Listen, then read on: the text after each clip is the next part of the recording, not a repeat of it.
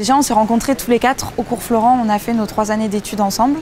Et c'est le metteur en scène en fait, qui est venu nous chercher parce qu'il avait envie d'offrir la possibilité à de jeunes comédiens de faire le Festival d'Avignon. Et il a écrit la pièce pour nous en fait. Donc on est passé par différentes étapes de travail, c'est-à-dire qu'il a écrit la pièce et puis chacun a essayé tous les rôles en fait, à voir lequel correspondait le mieux à qui. Et même une fois qu'on a été distribué, je crois au plus près de nos caractères finalement, ce qui n'est pas vraiment hyper flatteur pour moi ni pour Baptiste. On est passé encore par d'autres étapes de travail. Une fois que tout a été installé par exemple, on a joué chacun les rôles des autres pour voir ce que chacun pouvait apporter aux autres, ce qu'on pouvait retenir de la performance des autres. On a eu quelque chose de bien drôle hier, c'est-à-dire que la pièce doit commencer dans le noir.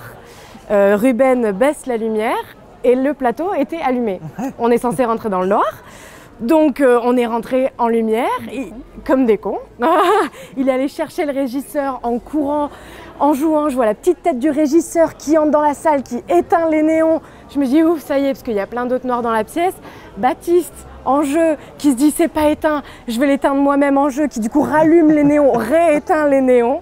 Donc c'était rock'n'roll, c'était un bon début de spectacle quoi hier. 3 personnes sont enfermées au fond de l'eau depuis un certain temps. Il faut dire qu'elles ont un petit peu perdu la mémoire. Elles ne savent pas depuis combien de temps elles sont là et pourquoi elles sont là, mais visiblement elles le vivent plutôt bien. Jusqu'au jour où arrive un 4e personnage qui leur explique qu'elles n'ont rien à faire là et qu'elle est venue pour les libérer.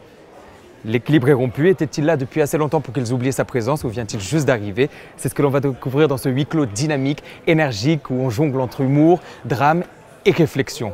C'est assez surprenant à voir.